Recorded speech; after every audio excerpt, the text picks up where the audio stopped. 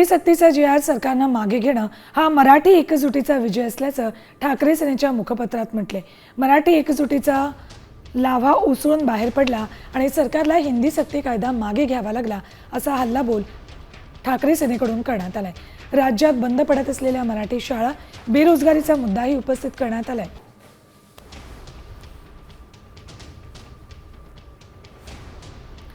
काय म्हटलेलं आहे ठाकरे सेनेच्या मुखपत्रात बघा.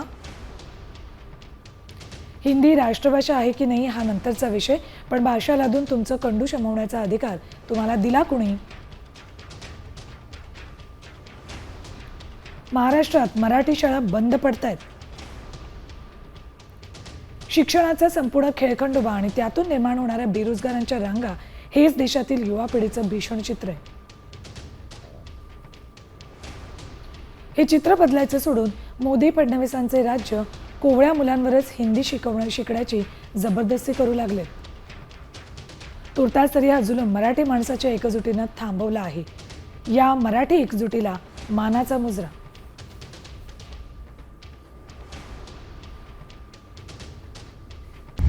आता isakal.com आहे देशातील नंबर 1 ची मराठी न्यूज वेबसाईट. प्रत्येक अपडेटसाठी isakal.com ला नक्की भेट द्या.